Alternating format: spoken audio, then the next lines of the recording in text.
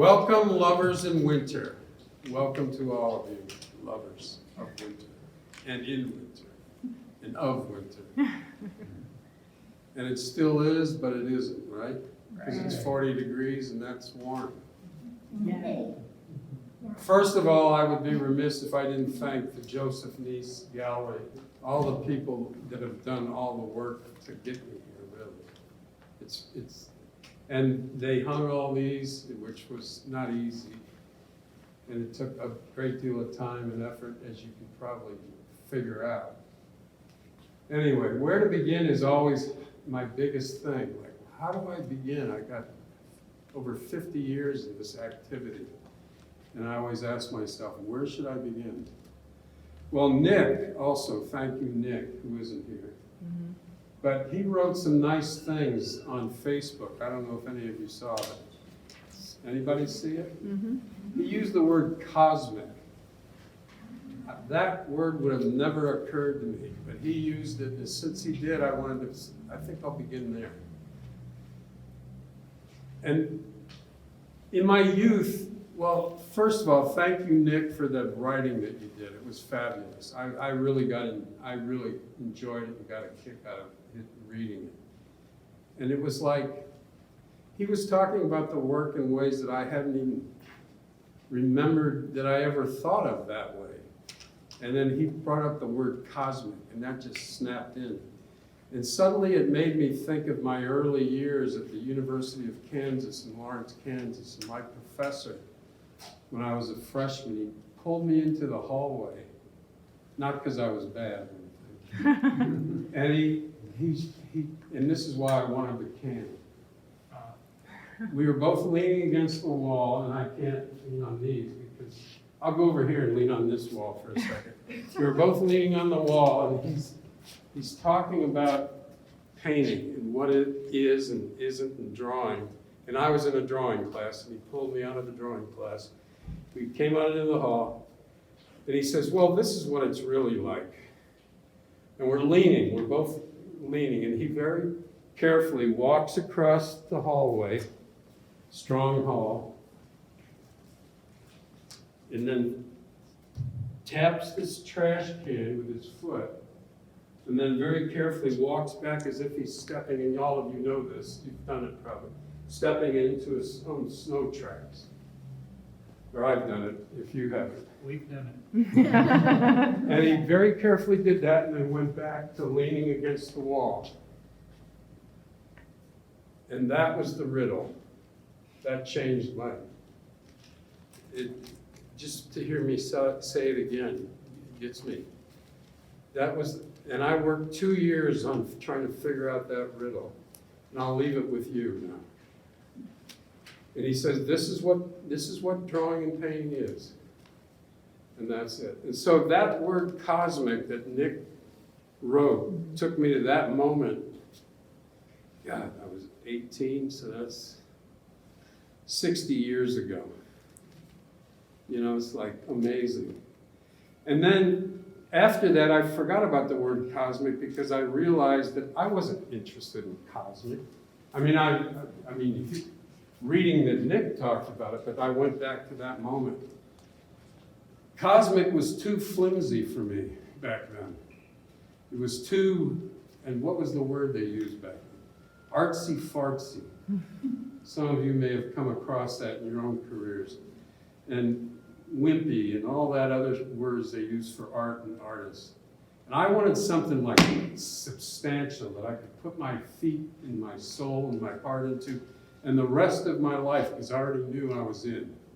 I was hooked. And I was going to be doing this, and here I am, still doing it.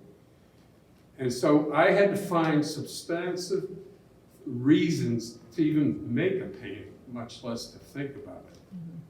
So I came up with what I call the big three. Let me see if I'm on the track here. Yeah. And they're my fundamentals and still are. Number one of the big three. And these are all realities to me. These are what painting really, really is. There's no doubt about it. Color. It's absolutely real color. It's not an illusion. It's not a philosophical debate. It's real color. Are you with me? Or it might be. And I'm not talking about realistic or representational or realism. I'm talking about reality. That this is real. This is real color. What else is it? It's real paint. It's not an illusion. Illusions are the active will of the artist. But these things are real before the artist ever touched them. The color and the paint. And what's the one? And the third one for my big three, and it shows up here as much as it ever has. The fabric, the textile, the fiber, the support. That's the third of my big three. Those are the realities of a painting. And the way these are hung show you that quite evidently. And as soon as I walked in here yesterday, I met with Joe last night, and I was just thrilled. Really thrilled. Most of the time, and not all the time, I stretch these. But here they are in the way that they were done. Just color, paint, fabric, support. And then there's the big fourth. And this one was a tougher one, and this has to do with my riddle that I gave you a moment ago. The big fourth is space. But space is an illusion, or is it? So bear with me for a moment here. You've got two reds. They're the same color red, wherever they are on your surface, on your support. Same saturation, same viscosity, same density, same hue, same color red. What are they? They're flat. Change one of those colors, red, to slightly, subtly, anything differently. Saturation, chroma, anything. What happens? One adjusts, one doesn't. One pushes, one pulls. One comes out, one stays in. Space. All because you changed the color. And then I realized, there it is. I got my realities. There's what I need to go on now. There's nothing flimsy in any of those four things. They're all for real reality. You with me? Where am I? Pardon me? I'm on blue? Making a joke, sorry. Is that what you said? You think you're in Duluth.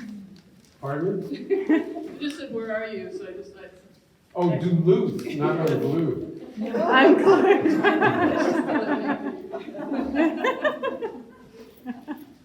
The realities, the big three, the big fourth. I'm deadly serious about that. If any of you are artists, I believe that's my religion, those things. The illusions that you might see here, those are an act of will. They aren't reality. In fact, paintings are flat. We all know that. There's nothing real there except the things I just mentioned. That's the reality. And I'm not talking about realism or representation. I'm talking about reality. Those are the realities. Okay. The picture plane itself. Joe asked me this the other night, or I forget, was it today? It's a longer journey. Yeah. Hans Hofmann talks about painting, Renaissance paintings in the early days of it would take you in, but it wouldn't let you back out. And then he talked about pop art was too flat on the surface and wouldn't let you in. Do you hear the both ways of that? And I agree with that. I think if it can't let you back in and out, then you've missed the big three and the fourth. You're only looking at illusion then. You're not looking at a painting in the reality sense, that substantive place that I like, that I need. So I got my big three, my big fourth, and he called it push and pull, and that's, in a way, that's what those two reds were doing, the pushing and pulling of the space because of the nature of the two reds. Mm-hmm. That's upmost in my mind all the time when I'm working. I mean, the illusions you see that may look like mountains or water, that's important, and I can get to that in a moment.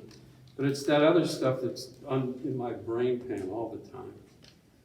And really, it comes down to, you make the painting work. Just make it work. That's the big operation. Make it work, make it function, make it be as real as the elements I've already talked about are.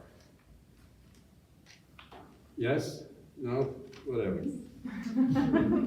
That was the name almost of a show I had in the Nerman Museum in Kansas City. It was called Everything, Nothing, Something. And that was important to me because that's essentially what happens all the time. Now, I'm with this painting still, so I'll say a little more about it while I'm here. Have I blocked you guys? This tree wasn't working, and I'm calling it a tree, even though I just said it's paint and color support. But you all know what I'm talking about, right? I can say tree. It wasn't working. In fact, what was happening, it was killing the painting. The painting died in front of my eyes because of the way I painted it. So and this is something I love to do because a painting is about being there with it in the experience. And that's, I'll say something about that as long as I use the word experience.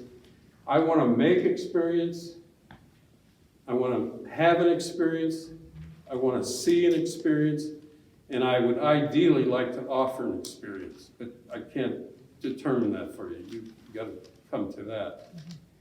Now, where was I before that? I got off track there. You killed the tree. I killed the tree, okay.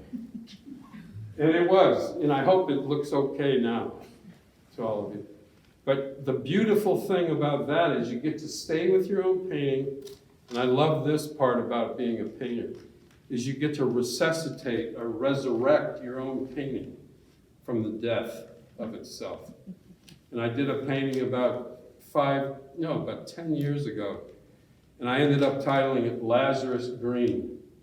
And Lazarus, does everybody know the story? He was raised from the dead, and that's just about how I feel when that happens, is I'm resurrecting the painting from a death. And paintings can go bad on me. They can get really out there nasty bad. And that means you got to stay with it even longer and harder now. Now you've really got a job on your hands. And you always did, really. And that's the cosmic mystery of it all, really. Because what the hell are you doing there? Why are you even in front of this thing for all these years, and day in and day out, constantly back and forth doing it? Why? Anyway, this one died. I hope it's alive to all of you now. This one was, right off the bat, was alive and well. You know? And this one just needed me. And needed work. Maybe not me, maybe somebody else. I don't know.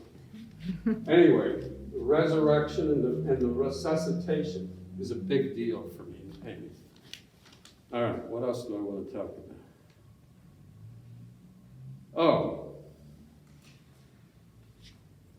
It's not about literal. We talked about that earlier today. It's not about making a literal tree, even though I called it a tree. I'm just like anybody else. I can see it's a tree.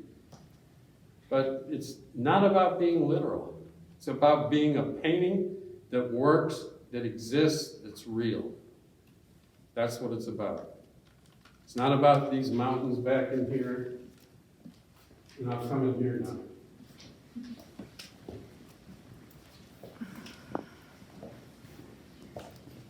Maybe you should all come in here behind me there. I'm moving you around, and I hope you had a chance to look before I'm talking, because really, you don't need me.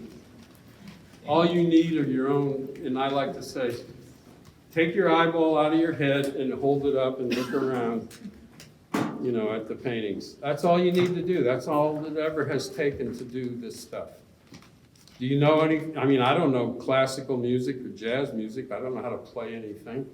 But I listen to it and I love it or don't. And what is that? What's that? What am I giving and taking there? So, these two are Joe put them across from each other because he feels there's a kinship here. Now, why did I bring you in here? Maybe I'm just moving you around. You're talking about the mountains. Mm-hmm. Oh, it's not literal. It's not mountains, it's paint. How many of you see that? That it's just paint and color and this? Are you stuck on the representation? And it is the representation, I see it. I see that act of will on my part to make it go to that place that I've identified. And I see the same over here, although this is a more prehistoric version, let's say. Oh, I know I came in here. Because when I went up to Canmore, Alberta, which is about 20 miles from Banff, Alberta, if any of you have ever been to Banff, I live in Calgary, Alberta half the year, and the other half in Kansas City, Missouri.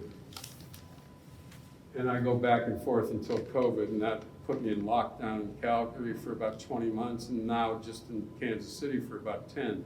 But anyway, I'm heading back to Calgary now. Once in a while, I actually do a sketch before, and I feel the need more and more, maybe. I don't even know if that's true, because I'm still working without a tightrope or a net and with it. The drawing, the day I went up to Canmore and walked down the path, there was a herd of elk back in the woods. And the bull elk came out and confronted me. So I'm coming down the sidewalk, about as far away as Joe is. And I thought, and I've heard that elk are the most dangerous animal in the mountains, not the grizzly bear and not the cougar, but elk. Because they will confront you and go at you. So I just stood still for a while and backed off, but it was a beautiful sight. I have to tell you, it was a beautiful sight. And right across from that confrontation was the Bow River, the forest, and the Three Sister Mountains, which again, they're there. And that's kind of the configuration. This one's kind of looks like Devil's Tower, and it does a little bit from a distance. Devil's Tower is another place I visit when I travel back and forth from Calgary to Kansas City. Devil's Tower and the Badlands, both in South Dakota. Deep in my heart, both those places. Been there dozens of times. Anyway, I go down the path. I hear the elk, the big one went back into the woods with all of its mates or whoever they all were, lovers, like we started out this whole thing. Went back in the woods. I went down the path, and there was a bench there, and I could sit and I could do a sketch. And I do ballpoint pen sketches on what do you call this paper? Steno paper. And I had a big show of these, and I like it because these lines are on here, and it kills the sacred cow of the pristine beauty of the paper. And the same with, I've also worked on newspapers before that have all kinds of architectural customer stuff, and you know. Anyway, back to the story. So I do the sketch, and I'm ready to leave, and I turn around. They're still back in the woods, but this time I could just sneak by them, very quiet. Not sneak, you don't want to be sneaky with elk. And this one, for some reason, and we were talking about it just today, Minoan sisters, there's something about, and I'll call it, for lack of a better word, and I won't call it blue or paint or fabric, I'll call it water. And those kind of green-red things, there's something about that that reminds me of something in the history of art where there's a bull jumper who's leaping over a bull. And it goes back 4,000 or 5,000 years, I think, to Crete. Does anybody know if I'm correct there? And I don't ever do fact checks on any of this stuff, I just roll. Anyway, this whole painting reminds me of how the Rockies were formed more than that one does. That's what they look like to most people, but this is how they came into being. So that's why we're in there. That's the old story. Make it real, make it work. Yeah, make it real, make it work. I'll repeat that.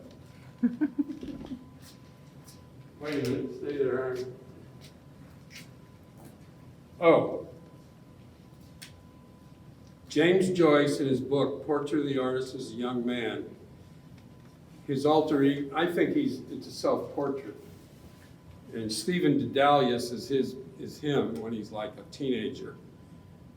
It's a good read if you're interested in James Joyce. It's not as tough as Ulysses by any means. But in it, the Stephen Dedalus character talks about his friend is looking at a nude female sculpture and getting sort of enticed by it. And he found that, I won't even go into what he found, Stephen. What he tried to say is, let's put it in other terms. Let's talk about it in terms of, and let's see if I got it right here. Wholeness, harmony, and radiance. And he talked about each of those things. Wholeness, what was the other one? Harmony. Thank you. Harmony, radiance. Which he also called whatness inside the book. Whatness and radiance. I thought that was an interesting duo there. And those are three things, and it's like the big three. I remember things in threes for some reason. And those three things were just as important to painting for me as the big three were. Wholeness, harmony, and radiance.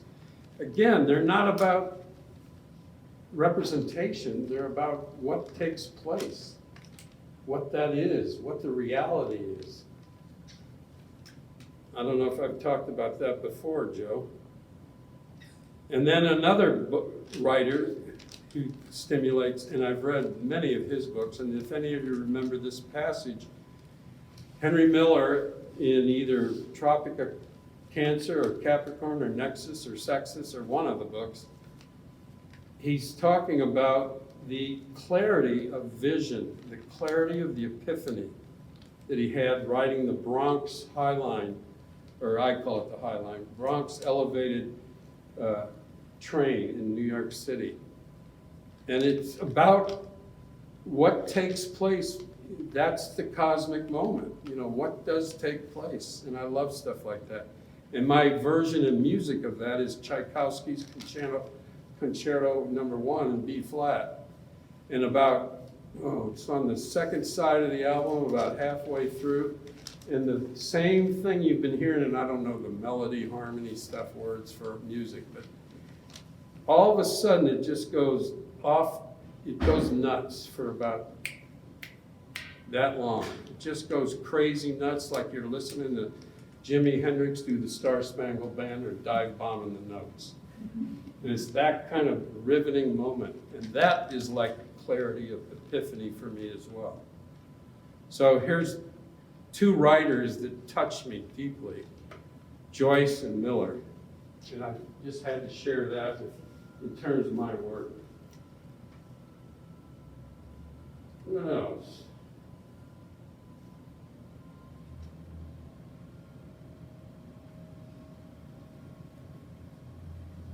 I could go on, but I think that's a lot. Is that okay? How long have I been at this? 5 minutes? That's about it. Was it? I have something I'd like you to talk about, if Shoot. you don't mind. So, what about the placement of elements that might be interpreted as landscape elements? The order of them. Mm-hmm. Oh, So whoa. when you experience whatever it is that prompts you to do a painting, You're referring to the water at the top here again. for example. Yeah. And Joe brought that up. He says, well, you got water at the top of the painting and water's at the bottom of the painting. It's not at the top. But if you have artistic license, you can do anything you want. You can put anything anywhere you want. You don't have to be literal. You don't have to be anything. You can just do whatever the X you want. And that's the quick answer. I always think of that now because and I don't have to, I think of that as a kind of sky, but these are my sky bars, which but they're below that. I call these sky bars. I think there's one out here with actual sky bars. Oh, yeah. That's the Badlands painting. And there's a literal one too. And this juxtaposition, was that a good enough answer, Joe? Please, anybody have any questions? Go ahead and shoot. Yeah, these are the sky bars, and this is the Badlands right here for me. That's what this painting's called. I also have a secondary thing going on in there, and I don't know if I should mention it. Is it all right to mention it? You think? This American flag here? Kind of I mean, you can do anything you want, remember? It doesn't have to be literal, it doesn't have to be representational. But the layers of sediment in the Badlands was doing red, yellow, and kind of a whitish, red, yellow, white, and just piling and piling and piling. Kind of the way you make a painting. And this juxtaposition really fascinated me to do this really light, kind of sort of semi-rendering of the Badlands, and then over here, kind of a close-up of the gnarliness of it. Because I tripped and I had my shorts on and I tore up my knee. That's hard as a rock, those Badlands. You think it's hard, sitting there, hard rock. I mean, it looks like mud. Anyway, Badlands. Don, what were you experiencing when you first started to work with sky bars? What was that? That was a Instead of just thrill. being like a blue sky. That was a real thrill to like suddenly do that so minimally and so sort of self-consciously and do that, because I love doing that kind of passage in paint. And then to pull that blue back through that white was just, it's fun. You know what I mean? I'm having a good time here. In fact, if I'm not having a good time, I'm not making it. All of these things you're looking at, there was some really good experiences had. And I hope, and I'm still receiving it personally, and I hope it's shared to all of you. But yeah, I don't know if I answer anything anymore. No, that's great. Can I ask a question? Sure. Question period now? Okay. So, trees, and rocks, and water, over here we got trees, way over there we got mountains. What is happening in bison imagery? That's so unlike the others. Well, I don't know. It's certainly not as literal as the other ones that you just identified. But again, we're not talking about literal. We're trying to make a painting where, for me, this is a bison in the cave. This is Lascaux right here. That's the cave. And if you know the caves in Lascaux, Spain, you know that they do rock formations, and they did the hindquarters on one part of the rock that came out at you, and then they go in, and then the hip would be on another one. So they actually use the texture, rock formation of the cave wall to do the painting with. And so I was just trying to do the same thing, and I don't always have to go toward that representation. That isn't necessary. I just have to make a painting. That's my only real job at that moment. To make a painting that ideally works and has all those experiential notions in it that I already mentioned. Is that good enough? I love it. I just do. It's probably my favorite one in the room. I just wanted to kind of hear what you're. And then this prismatic stuff, and I'll go, I guess I'll share that, huh, Joe, about what we were talking about last night? Yeah. Yeah, please do. All right. Are all of you familiar with a simultaneous after image? In art, in painting, in color? Yes? You want to explain it? No, I don't need it. Well, anyway, stare at this red, everybody, for a moment. Stare at it, and I mean really stare at it. And when I tell you, I'm not going to tell you what to do. But when I ask you to, look up at the blank white wall and see what you see. But not yet. You got to stare at it quite a while. Nope, you can't look away. think you're ready?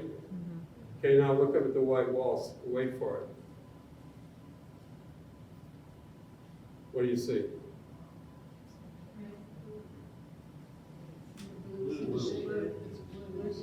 Blue.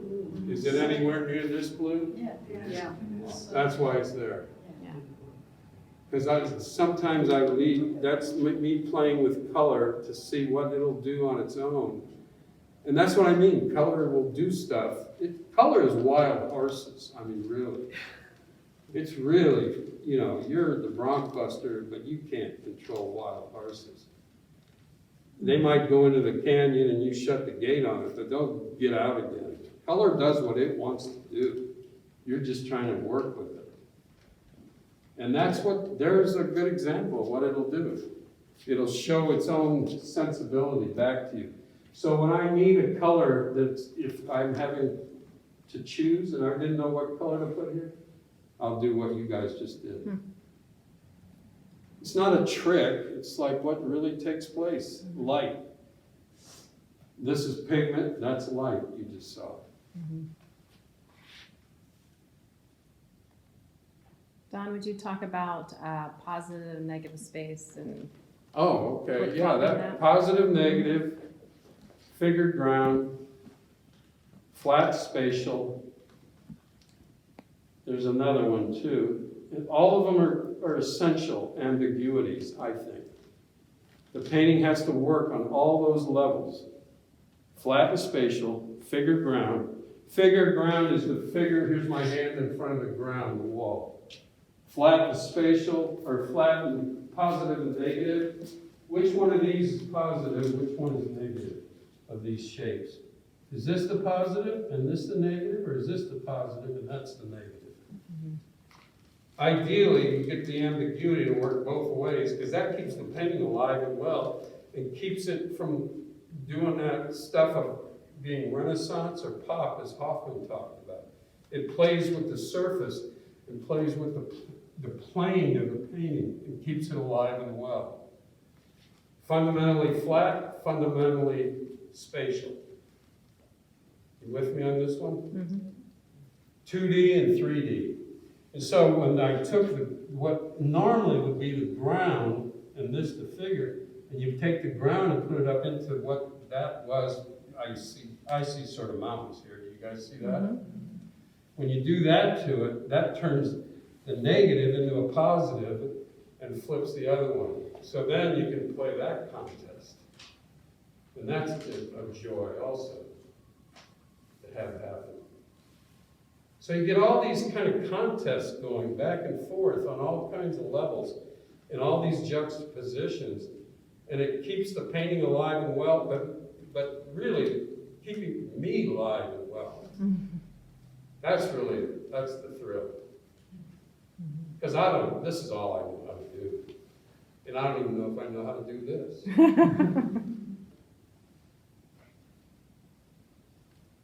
Did I have any more on that, Amanda? Was that enough?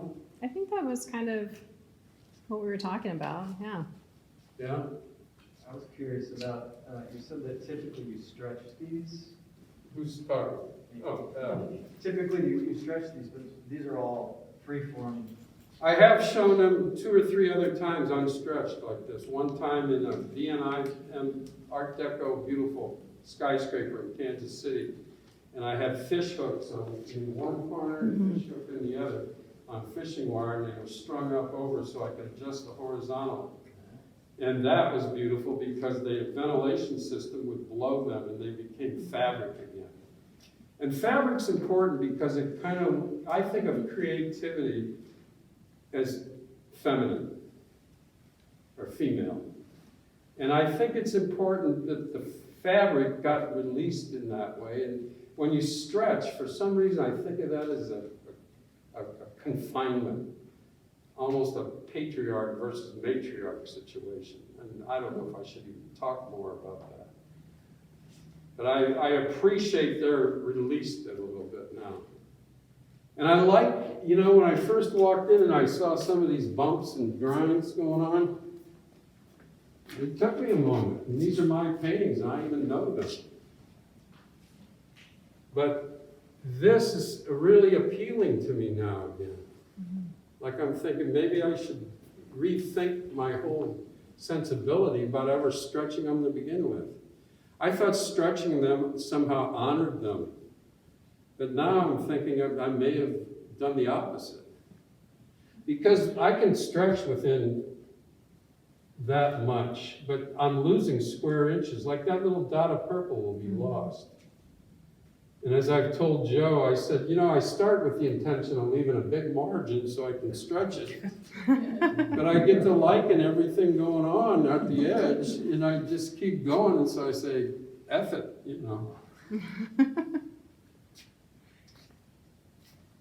And like that little goober there, that I would make sure got on, if I stretched it. But look at those, they're gonna get lost. So how many square inches is that on 7.5, almost 8-foot paintings by 6 foot? How many square inches of surface am I gonna lose when I stretch them? And that's always a toss-up, I'm thinking, oh my God, what are you doing, Cotton? You're losing your own painting. Because you're playing what? What are you doing? These are yours. And so they've honored me. That's the first thing I thought when I walked in here. We also didn't let him know we were doing that, just in case he didn't like it. Good one, Joe. I respond really well to them because I feel like as a painter, I get to see more of the thought process behind it. I feel like I'm closer to you in your studio, and most non-artists don't get to spend any time with an artist in their studio. So. Thank you. I appreciate that. Thank you. So you paint them unstretched? Who's talking? I do. I staple them to I build a wall wherever I'm working, and I've built those walls outdoors, like 4-foot wide panels, 3 of them, and then 8 feet high. And then I'll staple the canvas onto those walls, outdoors or indoors, like I am now. These were all done indoors. And then they're unstretched. I mean, stretcher barred. I gave all these paintings to Joe rolled up.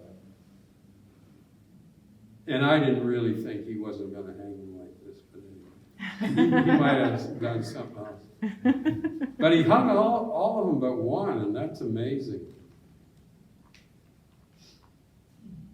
Why didn't you hang that? No, I'm teasing. I'm It teasing. didn't play well. I'm teasing. And I think if you have any questions about the hanging and the juxtaposition, now Amanda and Joe should answer some questions. Because they had reasons for stuff. I told you I think I mentioned these no, I didn't. The triangles here, Joe thought were important with these triangular trees here. And I get it. He's trying to establish some sort of context, some sort of relationary activity here, and I like that. And and I told him the main thing I said was, my paintings eat light, and they really can eat. They'll take as much as you can put on them. That was my main thing. And watch out for humming. But with these, they're not even alike in a way. I mean, really, except for the lover paintings and the Rockies and the, I was going to say Omicron, but it's not Omicron. That's the one thing that Don said to us was, the paintings can hum and that would be a bad thing. And that was our instruction. So it's up to us to determine whether that occurred or not, as we were laying it out. Yeah, you gotta that brings me to a good point, actually. Thank you, Joe. Because really, you gotta allow each painting to live or die all by itself. And I owe that to each of you as a viewer. I owe that to you, to let you decide whether it's dead or alive, and whether the painting can live up to your viewing. Now, I've done my best. I've done my best I can with each one of them. I mean, I didn't let them out until I did everything I could do. And they take months sometimes. I know they don't look it.